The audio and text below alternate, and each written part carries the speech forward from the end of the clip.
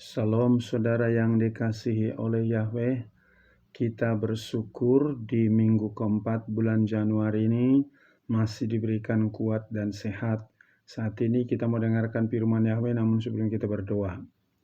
Bapa dalam surga yang kami sembah dalam nama Yesus HaMasyiah, hati kami pun rasa syukur kepadamu atas penjagaanmu, perlindunganmu, pemeliharaanmu dalam hidup kami Bapa. Saat ini kami mau dengarkan firman-Mu, Roh Kudus urapi kami agar kami dikuatkan. Dalam nama Tuhan Yesus kami berdoa, haleluya, amin. Pada kesempatan ini sebuah firman yang terambil dari Yehezkiel pasal 11 ayat 19 sampai 20 yang berbunyi demikian. Aku akan memberikan kepada mereka satu hati, dan aku akan menaruh roh yang baru di dalam kamu, dan aku akan menyingkirkan kekerasan hati dari diri mereka, dan akan memberikan kepada mereka hati yang taat, sehingga mereka akan berjalan menurut ketetapan-ketetapanku dan memelihara peraturan-peraturanku dan melakukannya, dan mereka akan menjadi umatku dan aku akan menjadi Elohim mereka. Saudara yang dikasihi oleh Yahweh, di dalam keadaan dunia yang semakin hari semakin mengerikan, banyak badai, bencana di mana-mana, kejahatan semakin meningkat, maka banyak hati orang mulai kacau, hati orang mulai gelisah, takut. Dan hari ini saya berikan temanya hati yang teguh. Sekali lagi, hati yang teguh. Seperti apa hati yang teguh itu? Dia tidak akan kompromi dengan apapun kecuali kepada taat firman Yahweh. Itu yang dia lakukan karena hatinya teguh, kokoh, tidak tergoyahkan. Dan kita tahu awalnya manusia ditempatkan di Taman Eden, yaitu Adam dan Hawa. Dan Yahweh perintahkan semua buah pohon dalam taman itu boleh dimakan buahnya dengan bebas, kecuali yang di tengah taman itu tidak boleh dimakan, kalau dimakan pasti mati. Tapi datang iblis melalui ular menggoda Hawa, kamu makan saja buah itu, kau tidak akan mati, tapi kau sama seperti Yahweh itu. Itu dalam Kejadian pasal 3 ayat 1-6, dan Hawa memakannya dan juga memberikan kepada Adam. Di sini kita perhatikan hati daripada Hawa atau Adam sudah mulai goyah, lebih mempercayai perkataan iblis daripada firman Yahweh. Maka di akhir zaman ini juga iblis terus berusaha berbagai cara supaya hati manusia goyah, bukan teguh. Kalau hati manusia teguh, justru iblis nggak bisa berbuat apa-apa. Maka pada kesempatan ini saya akan pertegas apa ciri-ciri hati yang teguh. Pertama-tama, ia bertindak sesuai dengan perintah Yahweh. Sekali lagi, ia bertindak sesuai dengan perintah Yahweh.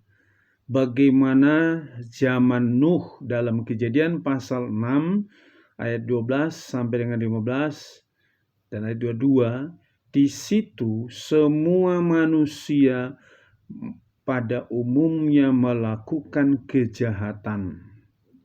Ya, hawa nafsu, kawin cerai, mabok-mabokan, pesta pora.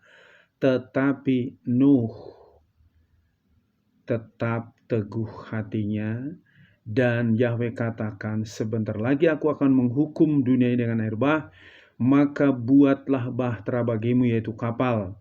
Ukurannya yaitu panjang 300 hasta, lebar 50 hasta, tinggi 30 hasta. Dan Nuh melakukan sesuai dengan apa yang Yahweh perintahkan.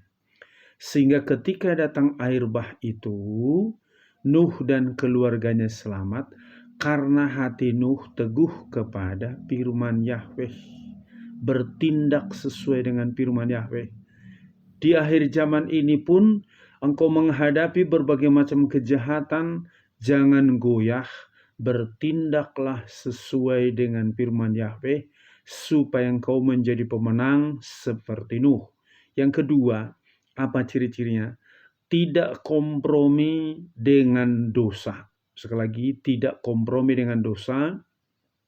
Itu di dalam Kejadian pasal 39 ayat 7-12. Bagaimana Yusuf setelah dia dijual di Mesir dan dijadikan jadi pembantu di rumah Potifar, dan dia bekerja dengan sungguh-sungguh di rumah Potifar. Dan berkali-kali istri Potifar mengajak Yusuf untuk berzinah, tapi Yusuf tidak ada kompromi, dia menolak karena Yusuf selalu mengatakan, seluruh harta ini diberikan kepadaku, kekuasaan di rumah ini, tapi untuk engkau tidak ada hakku. Jadi Yusuf tidak kompromi dengan dosa. Itu dosa perzinahan, dosa yang lain, keserakahan, hawa nafsu. Jadi kalau hatimu teguh, apapun ajakan dunia sekarang ini, supaya kau mendapatkan uang dengan cara yang tidak baik, mau halal mau haram, yang penting dapat uang. Kalau hatimu teguh, engkau tidak kompromi dengan dosa apapun. Karena namanya dosa, mau besar kecil tetap masuk neraka. Jadi jangan kompromi dengan dosa kalau hatimu teguh. Yang ketiga, ciri-cirinya selalu yakin sepenuhnya pada otoritas Yahweh. Sekali lagi, selalu yakin sepenuhnya pada otoritas Yahweh. Itu dalam 1 Samuel 17 ayat 45-51, bagaimana Daud mengalahkan Goliat yang badannya tinggi besar, sementara Daud itu badannya kecil, pendek, dan senjatanya bukan pakai meriam, cuman batu, pengali-ali aja. Dan kita tahu, Daud mengatakan, engkau mendatangi aku dengan lembing dan tombak, tapi aku mendatangi engkau dengan Yahweh Israel yang kau tantang itu. Jadi ciri-ciri orang yang hatinya teguh, lebih yakin dia kepada kuasa Yahweh daripada peralatan-peralatan buatan manusia. Dan kita tahu itu yang dilakukan oleh Daud. Diambil pengali-ali, dia lemparkan batu nancap di kening daripada Goliat, dan Goliatnya mati. Jadi kalau menghadapi situasi sekarang ini, kesulitan demi kesulitan akan terjadi. Serangan daripada iblis mengintimidasi engkau, membuat engkau gelisah, takut. Harusnya engkau pegang janji Yahweh itu. Ada Yahweh di dalam Yeshua HaMasyiah yang memberikan kekuatan kemenangan kepada kamu jika engkau sungguh-sungguh selalu yakin pada otoritas Yahweh. Bukan lihat aku bisa apa enggak, memang kau tidak bisa. Makanya Tuhan Yesus datang ke dunia, dia mengutus Roh-Nya yang kudus untuk memberikan kekuatan kepada kita. Oleh karena itu, jika engkau memiliki hati yang teguh, engkau harus selalu yakin kepada otoritas Yahweh, kuasa Yahweh yang berdaulat atas hidupmu. Kapanpun, dimanapun, dia selalu menjagaimu, sekalipun ada ancaman dari berbagai sudut atau dari berbagai arah, melalui masalah ekonomi, pekerjaan, dan yang lain. Engkau tidak perlu hiraukan itu. Gunakan otoritas Yahweh itu untuk melawan segala tipu muslihat daripada si iblis itu. Hatimu harus tetap teguh. Yang keempat, tidak berkompromi dengan penyembahan berhala. Orang yang hatinya teguh tidak ada kompromi dengan berhala. Dan kita ingat itu di dalam Daniel pasal 3 ayat 15-19. Bagaimana Raja Nebukadnezar membuat patung yang sangat tinggi. dan semua orang yang dia jajah harus sujud menyembah patung itu. Tapi Sadrak, Mesak, Abednego tidak kompromi untuk menyembah berhala karena hatinya teguh, imannya kuat. Maka diberikan kesempatan untuk kedua kalinya oleh Raja Nebukadnezar. Jika engkau dengarkan bunyi yang berdentang-berdending, maka sembah patung itu. Kalau enggak, engkau kumasukkan dalam perapian yang menyala-nyala. Tapi Sadrak, Mesak, Abednego dengar, ya Raja, ada Yahweh Elohim yang menolong kami. Tetapi seandainya pun dia tidak menolong kami tetap tidak mau menyembah patung itu. Dan memang mereka dimasukkan ke dalam perapian.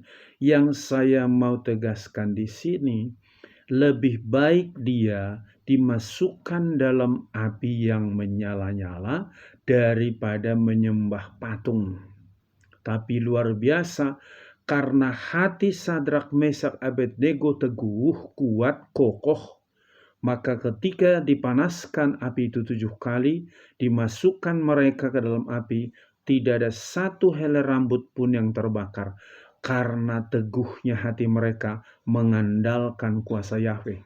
Tidak kompromi kepada penyembahan berhala.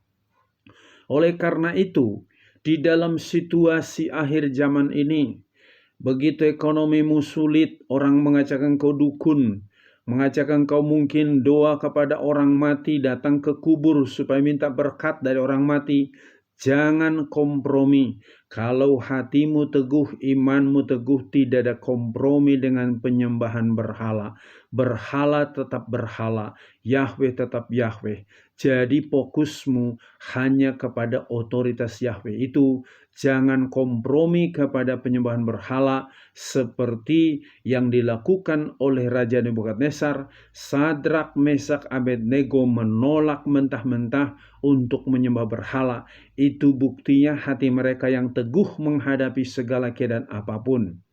Lebih baik dia mati dibakar daripada menyembah patung. Ini hati yang teguh, yang kokoh, tidak terombang-ambing oleh apapun, diancam apapun, dia tidak goyah. Jadi menghadapi keadaan dunia sekarang ini pun hatimu harus teguh. Karena apa? Tanpa hatimu teguh, engkau akan kalah. Karena setiap menit, detik, iblis mempengaruhi pikiranmu, hatimu, supaya goyah, jangan bersandar. Kau cari jalan lain, jalan yang mungkin itu tidak benar. Tetapi kalau engkau ada dalam Yeshua HaMashiach, engkau tidak kompromi dengan penyembahan berhala tadi. Yang terakhir, bagaimana ciri-ciri hati yang teguh? Siap mati demi mengikuti Yeshua. Sekali lagi, siap mati demi mengikuti Yeshua. Itu yang dilakukan oleh Stefanus di dalam Kisah Rasul pasal 7 ayat 58-60. Dan dalam Matius pasal yang ke-16 ayat 25, ini dia pegang firman Yahweh ini. Sebab siapa yang berkeinginan untuk menyelamatkan jiwanya, dia akan membinasakannya. Tetapi siapa yang menghilangkan jiwanya demi aku, ia akan mendapatkannya. Ini Tuhan Yesus mengatakan, siapa yang mempertahankan nyawanya akan kehilangan. Tapi siapa yang siap kehilangan nyawanya demi iman kepada Yeshua, dia akan memperolehnya. Jadi di akhir zaman ini, besok lusa Antikris akan memaksa manusia memakai cap 666 di dahi atau di tangan kanan. Maka siapkan hatimu, pilih mana. Dipakai cap itu di tanganmu atau di dahimu, pasti masuk neraka. Kalau engkau tidak mau menerima cap itu, engkau akan disiksa, dibunuh. Apakah hatimu tetap teguh, bersandar kepada Tuhan Yesus, siap kehilangan nyawa demi imanmu kepada Tuhan Yesus? Maka siapkan dirimu seperti Stefanus tadi. Ya. Dan kita tahu bagaimana caranya supaya hati kita teguh. Yang pertama, bergaul dan dengan Yahweh. bergaul erat dengan Yahweh. Di dalam Kejadian pasal 6 ayat 9, inilah silsilah Nuh. Nuh adalah seorang pria yang benar, ia tidak bercela di antara orang sezamannya. Nuh hidup bergaul dengan Elohim. Makanya semua manusia mati zaman Nuh oleh air bah, tapi Nuh dengan istri dan ketiga anaknya dan 3 mantunya selamat karena dia bergaul dengan Yahweh setiap saat.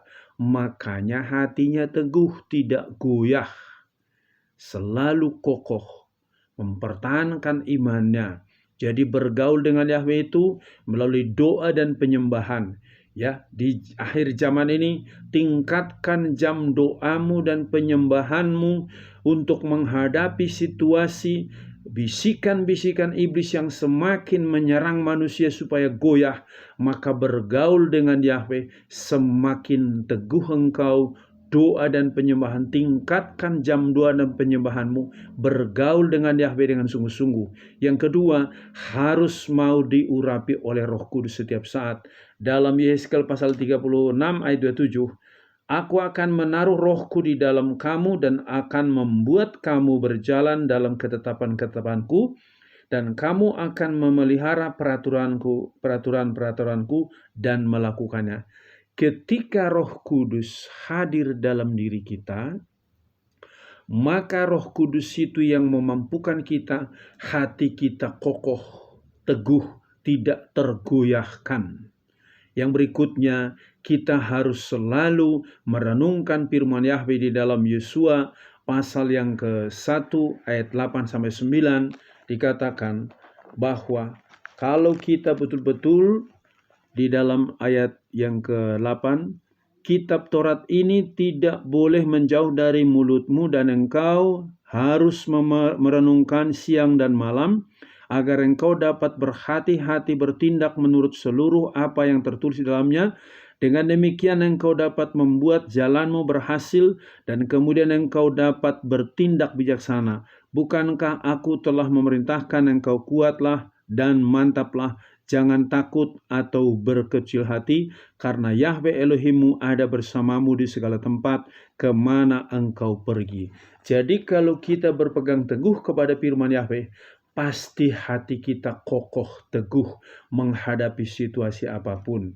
Biar melalui firman ini, apapun yang sedang kau hadapi saat ini, jangan goyah hatimu, jangan bimbang, jangan cemas. Harus teguh hatimu. Yahweh yang menolong Abraham, Yahweh yang menolong Nuh, Yahweh juga yang menolong, yaitu Sadrak, Mesak, Abednego. Dia juga yang menolong saudara dan saya. Ada roh yang sama memberikan kekuatan penghiburan kepada kita. Amin. Sampai di sini firman Yahweh, kita berdoa. Bapa di surga, terima kasih buat firman-Mu ini. Kami bersyukur kami kembali diingatkan supaya menjelang kedatangan Yesus HaMasiah yang kedua kali, hati kami harus teguh, berpegang teguh kepada firman-Mu, berjalan sesuai dengan firman-Mu, mengandalkan kuasa-Mu. Kami tidak gentar menghadapi serangan iblis, sebab Engkau sudah memberikan roh-Mu di dalam kami, bahwa roh-Mu itu memerdekakan kami dan firman-Mu pondasi hidup kami. Berkati bapak-bapak, ibu-ibu, pemuda, remaja, anak-anak, supaya tetap kuat dalam menghadapi tantangan apapun. Berkati bangsa dan negara kami dalam persiapan pemilu, supaya berjalan baik. Berkati hamba-hamba-Mu, anak-anak-Mu. Dalam nama Tuhan Yesus kami berdoa, haleluya, amin. Shalom, Yahweh berkati.